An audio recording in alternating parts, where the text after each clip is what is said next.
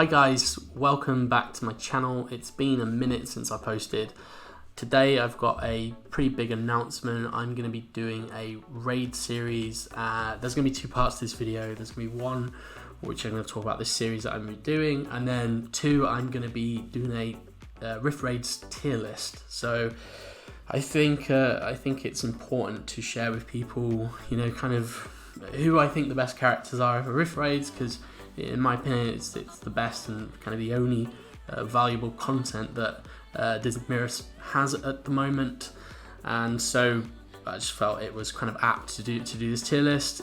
These are my opinions, so there's been a couple of consultations with club mates, but mostly it's pretty much my own thoughts from testing and seeing what others can do in riftraids. And we as a club, Start Game, my club, we basically completed riftraids the other day.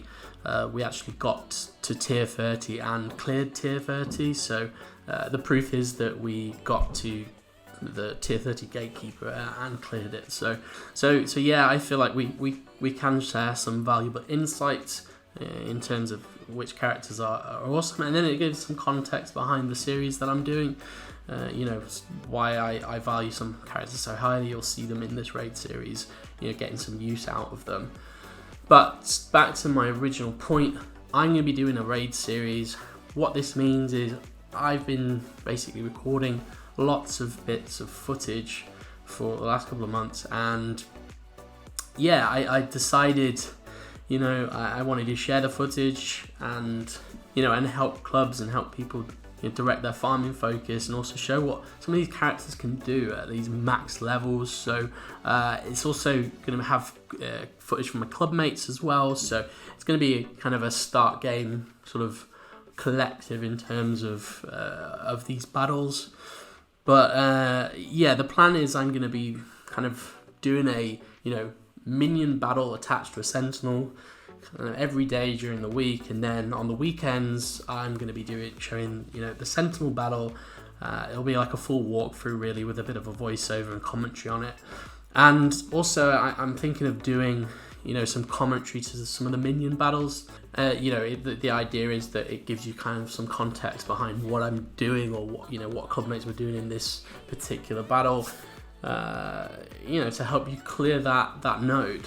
There's going to be varying degrees of difficulty, ranging from like T26 to T30, when the battles really start to get hard. Some of the battles are going to have potions, whether they're going to be small, T2s or T3s even. And yeah, I thought this would be kind of fun for the community, because there's not really much footage about riftraids out there, and there's no reason to kind of hold any footage back really. It's become quite heavily monetized with this new potion store, so the clubs that are going to get the furthest are the ones that pay for it. We had ambitions of just getting to T30 and clearing it one time. That's what happened recently. So as I say, we cleared T30 on map 2, and there was a huge amount of cost in refreshing the potion stores, so it's not really sustainable, and and the completionists in us just wanted to do it one time really. So it's not really, we're not going to do this again until they increase the level cap, or T4 gems come out, T5 gems come out, and your characters become a lot stronger from that. There's no real reason to spend this level of money to play content. I never really liked the fact that riftraids were heavily monetized in the first place, and the fact that we now got a monetized store is just I'm not a big fan, let's just say that. And this is coming from the club that spends the most, probably, player in a club that spends the most. So anyway, just wanted to give that announcement, and a little bit of structure behind it. And feel free to shoot me comments in terms of what you want to see from a series. I'm going to be trialing some stuff, so it might not be the same week on week, but I just thought it'd be fun to see these videos and these battles now. And yeah, let me know if you want if you want to see any particular battles, if you want any walkthroughs of any particular battles, and I'll try to help out. So the next important part of this video is going to be the tier list, and we're just going to rattle through this. Okay, so here is my Rift Raids tier list, and don't worry, I'm going to move my face out of view so you can see the full thing in a second. Let me just, actually I'll do it now. So there you go, that's my tier list, and let me just explain. I'm going to do like a kind of brief overview on why, you know, characters are in certain tiers. I'm not going to be going one by one mad on all these characters. A lot of it's kind of self-explanatory really. So we are going to start with the C tier. Sorry, before I get into it, I haven't ranked Cusco or Peter Pan. They're two new characters. I just don't know anything about them and not had enough time to really test them and fit them into a tier list, so they're not here. But anyway, back to the C tier. So we've got Ursula, Tink, Sparrow, Merida and Dory. Now the reason Dory and Tink are safely in the C tier is because of how they play. They're characters that stand way too close to battle. They just get hurt, and Dory's easily the worst support in the game. Tink is just very frustrating ranged. She has the potential to be great. She really needs a rework, or they need to change the way her AI works, because she just stands way too close and always gets really badly hurt. Merida is just very lackluster range. Sparrow, you know, you have to build up his curse charges to get decent healing, and Ursula has no knockback. She's just got a very just selfish kit. Not a fan of it. Anyway, moving on to the B tier. Just gonna move my face. So got a big B tier, and it doesn't necessarily mean these characters are bad by any stretch. It just means they're not as good as some of the ones above them, and maybe they're just not as utilized as much as some other characters. So it's hard for me to rate Donald or Goofy because no one really has them high astral, and because no one's going to get them high astral, I feel like they're just not as valuable, at least to kind of end game progressing as far as you can through Rift Raids. Because remember guys, like once you get to like the later tiers, if you're sitting on a 4-star or 5-star Goofy or Donald, there's no value in what they can provide you because they're just not high enough leveled to kind of help you with the battles. But they might help you kind of earlier on. They're decent characters. Their kits are actually pretty good, but just progressing to that end game, they ain't gonna help you. And then Belle and Ian, two reasonable support. Raya, not much I've seen out of her. Woody's way too niche. Anger, has some kind of, he's actually okay on like the map 1 Gatekeeper, but again, nothing amazing from Anger. I really don't like Gaston. I know there's a lot of Gaston fanboys out there, but you've got to use that heavy to get the wound to then do big damage with him, and compared to other range, just doesn't cut it for me.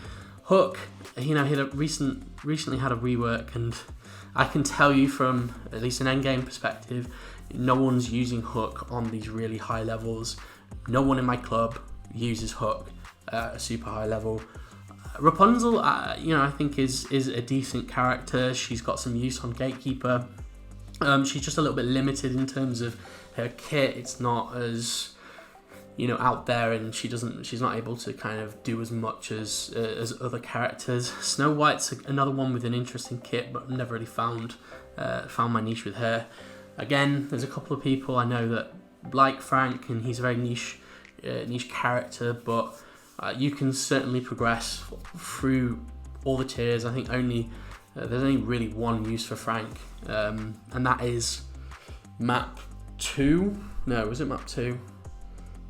Yeah, map 2 Hook Sentinel, but you don't need him. You can solo it with Mal, which we'll get to.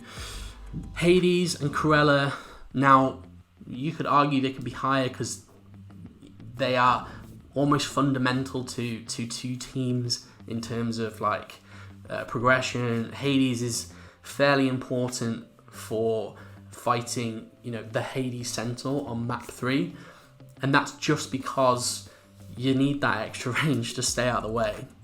You can do it with Anger, but you're gonna lose Anger or Mr. Incredible if you do it with one of them.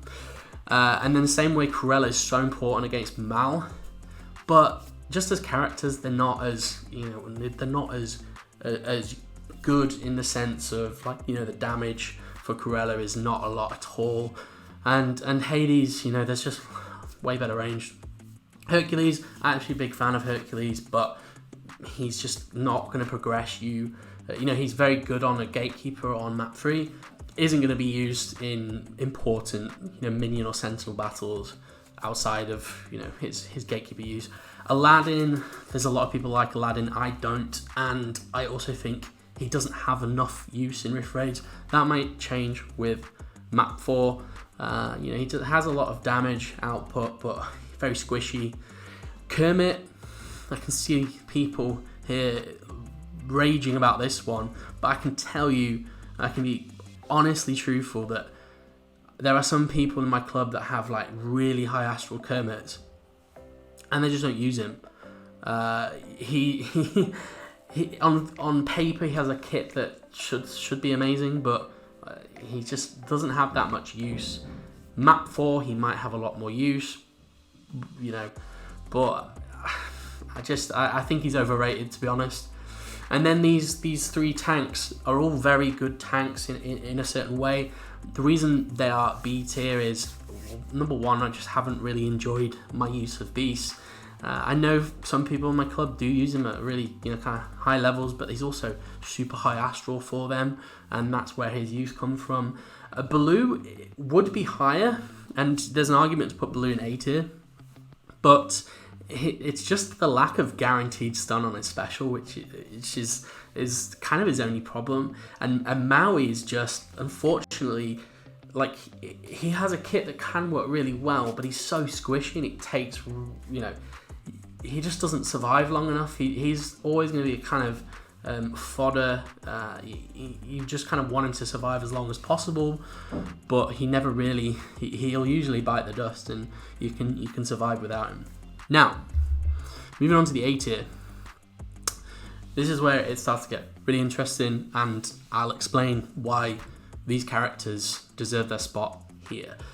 So Violet's almost fundamental in certain battles, at least, well, maybe not fundamental, but she provides so much in certain battles which have, like, you know, support or a ranged minion that does heaps of damage. Her shields can be super clutch.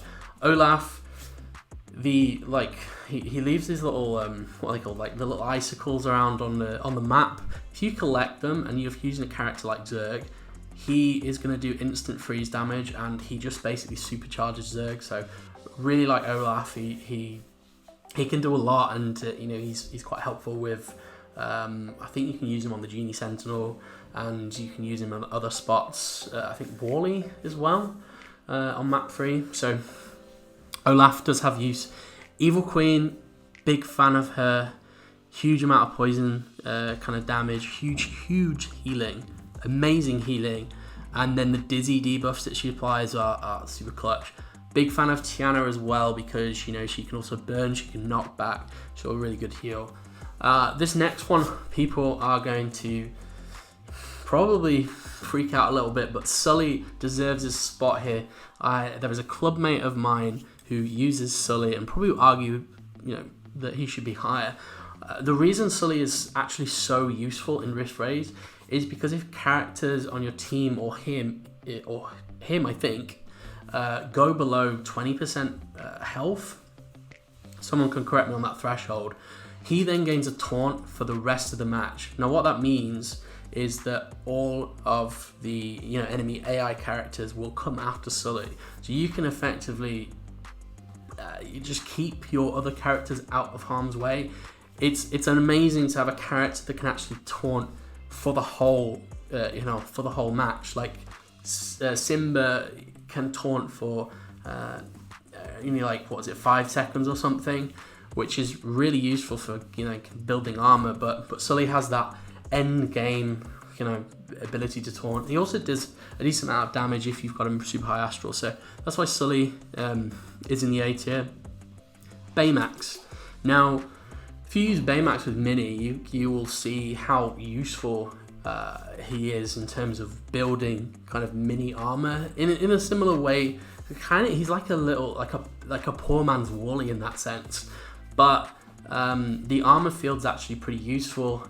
He can be used in a lot of clutch Sentinel matches, and I do think Baymax is actually more useful than I thought probably pre Rift Raids. Oogie Boogie, now I've actually come to really like Oogie. His bugs, their ability to stun, he's so important for certain Sentinels. You kind of have to use him against Zurg, against Maleficent. His one thing that kind of lets you down is the fact he doesn't really gain any armor, but he has a high health pool, high defense. For that reason, his use is just way different to someone like Wally, but he is a mandatory character in certain battles, and that pushes him up, in my opinion. And then we've got Anna. Now Anna is a character basically made for Rift Raid. She's super versatile, super useful. Can be used against Hook. Can be used against Snow White. She's a fantastic melee. She's got amazing gatekeeper use, and she's also amazing in that room 1 of Sentinel battles because she has the added damage against Titanborn if you've got talents equipped, of certain talents equipped, and then also she resists damage from them as well.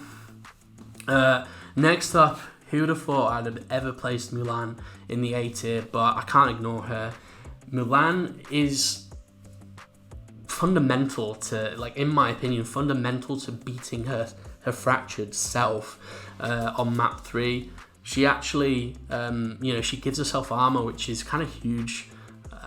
Those spinny swords actually do amazingly against the gatekeeper. I was wrong about Mulan, to be honest with you. I really got that one wrong. Okay, next up we've got Ariel. I've always liked Ariel. I think she's just so versatile, so useful. I still use her a lot. I use her a lot in late game minion battles for me. She's my highest astral though, so maybe I'm slightly biased because of that. But she's the best character against the first gatekeeper, best melee in my opinion, because she gains so many attack buffs. Pair her with Jack Skellington, she gains a huge amount of attack buffs and then does massive amount of damage to that gatekeeper.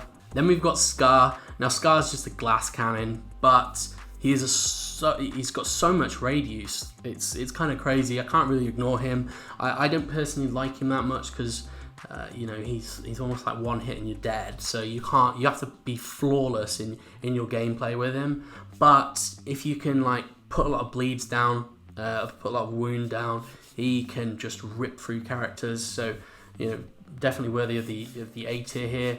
We've got Simba next. I love Simba. The reason he isn't in this S tier is because in a lot of minion battles you need to have a character that can tank very, very quickly. So Genie is the perfect tank when it comes to Rift Raids because of that. Simba, if you can last 15 seconds so you can get his special off and then his taunt, he's going to get loads of armor. He is amazing, but it's just getting to that point. I use him a lot against the Snow White Sentinel on map 1. I also use him against Oogie on map 1, but Genie's just as good there. And then Mr. Incredible. Now there's an argument to put Mr. Incredible in the S tier just because the man is literally needed everywhere, or he can be used everywhere. And he's a great melee tank, gives himself armor. I think he's just a little bit squishy, in my opinion. You need to kind of control him, and he can get melted very, very quickly for a tank, as you expect, because he kind of makes up for his squishiness with his damage. But I just think he isn't as good as the two in the S tier above him, and this one's a debatable one. Then we got Tron. Tron's actually fantastic. So the stun from his special, he does a lot of damage. He can apply defense downs. He is a really, really good character. Eve, she is, you know, she's needed in a lot of places, to be honest with you. She actually does, like, she can basically shock for the whole match, does a really decent amount of damage, and her special can really, really hit hard if you stack these shocks. Next up, Stitch. Stitch is my boy. I absolutely love Stitch now. In raids, if you play him at a decent astral, he's phenomenal. He gives himself armor on his specials, and he's just fundamental to some battles, especially on map 3. You can't beat Wally without Stitch, you can't beat Stitch without Stitch, and I just think he's a fantastic character. He's let down a little bit by his elite talent, which you have to equip really to get his special, you know, to use his special quicker. If they gave him like a decent elite and just actually gave him a 12-second cooldown, I think Stitch could be pushing S tier. Next up, we've got these 3 supports. We've got Jack Skellington, Scrooge, and Mike. Now, they're all buffers. They're all huge buffers, and there's an argument, you know, you can put any one of these in the S tier, really. Jack Skellington, he gives so much of a boost, especially against the Gatekeeper on map 1. My only problem with Jack is I don't use him that much, and he, for example, against in the Royalty, in the Royalty Sentinel, I use Tiana instead of him. And also, like, I think there's other areas like where you would just use like Zurg against Oogie Boogie over him. And yeah, we've managed to progress through raids without necessarily having to use Jack. Scrooge is another one where, like, he's really dependent on you critting, right? So he gives a lot of focus buffs from collecting those coins. He can knock back with his special, which is pretty awesome. But in terms of like consistent, and I mean consistently high damage, which is why I don't rank him as high as Hero or Mickey, he isn't as consistent with his damage in comparison to them, or buffing the team. And I'll explain Mickey and Hero when I get to it, but that's why he's not quite pushed that the S tier. And then lastly, Mike. Mike's another character that if you've got his signature ability maxed out, he does a tremendous amount of buffing to your team. He basically boosts attributes by up to 8%. And then also, you know, if you've got his basic B1, I think, attached, he buffs your team. He gives them extra offense. Mike's just a great buffer, and you know, who'd have thought he'd have made the A tier, but he's really, really valuable in riftraids. And then, yes, we've got to the S tier, so let me explain each one. Kind of, they deserve the justice of a reasonable explanation as to why they get into this tier. So, Buzz is a fantastic. In fact, the first 4 characters here all have almost soloable ability. So Buzz, definitely, he is able to give himself a lot of armor, which means, like, if you're fighting Gaston on map 1, Buzz is like, you know, you could use Elsa and Mal here as well, but I prefer Buzz because he is able to give himself a lot of armor and just super durable, right? So he can take a hit, whereas if you make one mistake with Elsa or Mal, that's it, that's you donezo. But Buzz, he also does like a tremendous amount of damage. His shock damage is huge, and yeah, really, really phenomenal ranged character. Elsa up next. Now, Elsa's ability to root, and then she basically stacks defense down. So I'll kind of explain her with Judy and Maleficent, why they're so high. Once you get to a certain point in Rift Raids, you need to have characters that either buff your team, you know, as like the supports do in a big way, or they do a huge amount of damage and land really nasty debuffs. Now, Judy, Elsa, and Maleficent all land defense down. Maleficent's the one that can scale ridiculously with defense down, but Judy and Elsa, they can also put defense down. Elsa can root Judy can root, so you can basically just stand from distance and do increasing damage over the course of the match. Of these three, I actually think Maleficent's my favourite, and I never really rated her that highly before riftraids, but Maleficent, the ability to kind of land defense downs on critical hits and then burn alongside it, she is often the difference in some of these really high level minion battles if you can't use Zurg. She can pretty much solo Hook.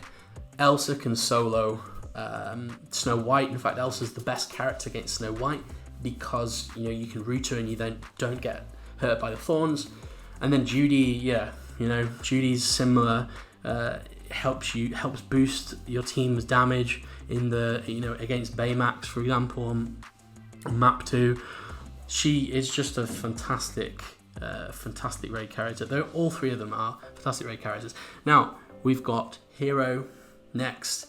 Now the reason I've put Hero so high, and something I really overlooked with Hero, way back when we were doing tier lists, is his Sig ability is insane. So if he connects and you've got this Sig ability maxed, he gives 150% damage boost to the characters connected to.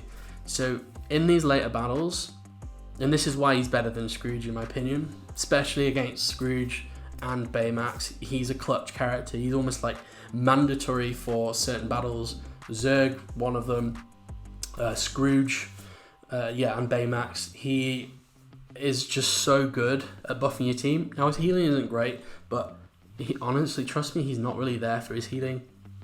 He also gives like a defense boost to the tanks, so he actually makes Wally more tanky against Scrooge. He's just an insane buffer, probably the best support buffer in the game. Once you're able to use that special and you connect up. And then Minnie, the only melee in this S tier, but she's just far and away the best melee in the game. She gives herself so much like stacking damage. She gives these focus buffs. Just an insanely strong melee. She's quite squishy at lower astrals. She's also very difficult to get high astrals.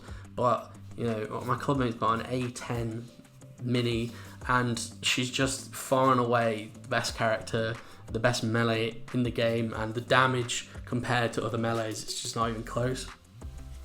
Then we've got Mickey. I love Mickey. And Mickey's another character he actually buffs your team quite a lot. He gives them focus, he gives them attack buffs, and he can stun on his special, and his healing is massive. So he's got everything for a support. Unlike Hero, Mickey actually heals really well. He just doesn't buff as much as Hero might. And then lastly, we've got the two S tier tanks, Wally and Genie. Genie is easily the best tank for risk raids because of his threshold. So once he gets to 75%, 50%, and then 25%, he goes invulnerable, and he gives invulnerable to your team. This is so important in rift raids, especially against minions, because you can just soak up the initial damage by going invulnerable, by him getting attacked very quickly, and then it gives you time to clean up all the other minions. He doesn't necessarily need to live. In some battles he will, and you'll see that when I've released my raid series, but it often just gives you he's often able to be paired with Zurg, and it gives you so much time just to clear all the minions before focusing on that that boss minion, which might be whichever character, right? So Genie, easily the best tank, and then Wally. Wally's arguably more versatile because he can just give himself armor infinitely. Genie can give. He also can give himself armor on his special, and he gives armor to the team. But Wally is more self-generating and also gives armor to other characters. So he's very good when he's paired with Minnie. Minnie gets loads of focus buffs. She turns those focus buffs into armor. And yeah, Wally is fairly clutch in some battles. You're gonna need a very, very high astral wally to even like basically be able to tank against someone like Scrooge, but there's no other character outside of Genie, which you can't use, that will be able to tank well against these high level bosses.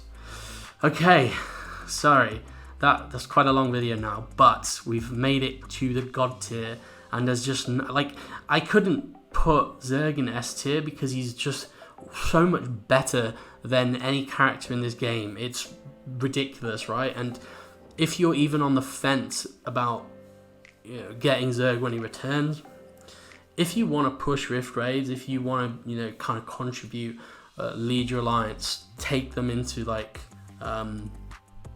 take them into much higher tiers. Obviously you're going to need a well-rounded alliance that needs to clear battles without Zurg, but basically any battle with Zurg is just kind of easy, right? There's a couple of battles that you actually do need to control other characters and not just have Zurg running around rooting. You'll see in my raid series that a lot of battles we just soloed with Zurg because he's got this root. He's got a 9-second cooldown. The root lasts for ages. You can almost root immediately after that, so you can keep characters like at a distance, indefinitely. He is just way too good against melees because by the time they catch you up, you can just move out the way and then root him again. And even against like ranged and supports, you can still easily work your way around using his root and just strafe into different sides of the map and keeping them at a distance where they can't attack you. So, and then not even that, his damage is just beyond any character in this game. Way beyond. Anyways, I hope you enjoyed the video. I'm really excited for my raid series. I hope you are too. And I will see you shortly. I'll probably just post some kind of, a couple of minion battles this week. And yeah, it's going to be map 1 first as well, guys. So most of the complete footage I've got so far is map 1. So yeah, stay tuned. Hope you enjoyed it. Thanks for watching.